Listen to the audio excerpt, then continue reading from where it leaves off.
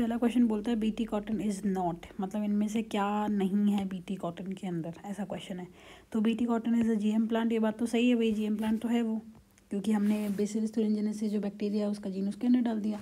दूसरा है it is not insect resistant, ऐसे कैसे, हमको इंसेक्ट से बचाना था इसीलिए तो हमने उसको रजिस्टेंट बनाया था जीन डाल के, तो ये भी नहीं हो सकता क्योंकि ये तो सही है। अगला आता है bacterial gene expressing system, bacteria का जीन हमने इसमें एक्सप्रेस करवाया, बिल्कुल सही है, हमने बेसिलस का जीन इसके अंदर डाला है तो ये तो ठीक है। रेजिस्टेंट टू ऑल पेस्टिसाइड, नहीं वो सारे पेस्टिसाइड से रेजिस्टेंट नहीं है, वो कुछ लिमिटेड ऑर्डर है आपके उनसे ही रेजिस्टेंट है, तो आंसर हो जाएगा डी। अगला क्वेश्चन है C peptide of human insulin is, देखो हमें पता है कि ह्यूमन इंसुलिन जो होता है, एक होता है इमेच्योर इंसुलिन जिसको आप बोल देते हो प्रो इंसुलिन, और एक होता है आपका मेच्योर इंसुलिन। तो जो आपका इमेच्योर इंसुलिन होता है उसमें ए चेन होती है, बी चेन होती है और सी चेन होती है, इसमें से हमने सी चेन को उड़ा देते हैं और ए और बी चेन जब जुड़ जाती है साथ में तो बन जाता है आपका मेच्योर इंसुलिन। इसका मतलब जब मेच्योरिटी होती है तो हम लोग सी चेन को हटा देते हैं, तो आंसर विल बी सी।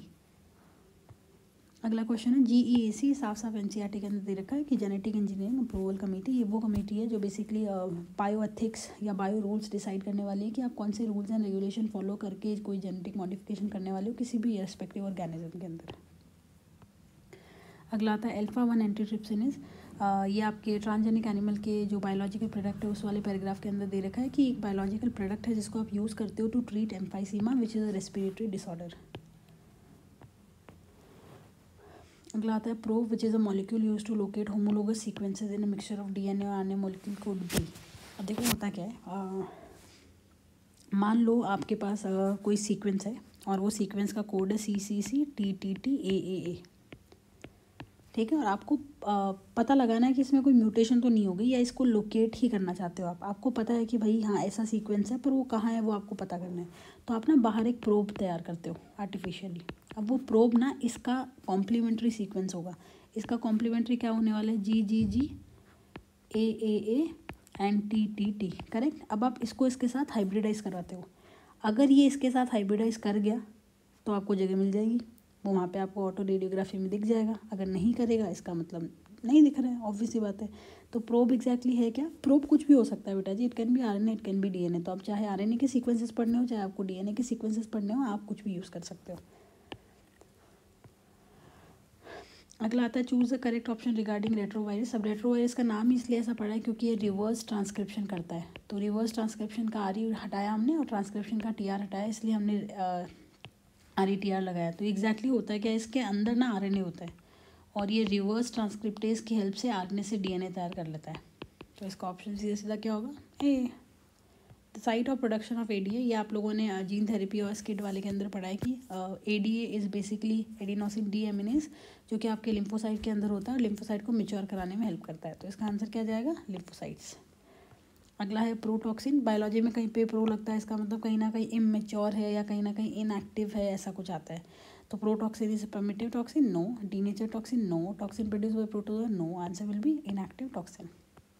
अगला आता है पैथोफिजियोलॉजी इज द, देखो पैथो होता है, patho is related to pathogen, और पैथोजन होता है वो जो बीमारियां करता है, और फिजियोलॉजी होता है द मेटाबॉलिक रिएक्शंस या the process which are undergoing into your body, ठीक है। तो पैथोफिजियोलॉजी क्या होता है, मान लो अगर कोई पैथोजन आपकी बॉडी में घुस जाता है तो उसकी वजह से आपकी फिजियोलॉजी में क्या चेंज आता है उसको आप बोलते हो पैथोफिजियोलॉजी। तो study of physiology of pathogen नहीं, उसकी पढ़ के क्या कर लेंगे। Study of normal physiology of host, अगर नॉर्मल है ही तो क्यों पढ़ना है भाई। Study of altered physiology of host, ये सही है।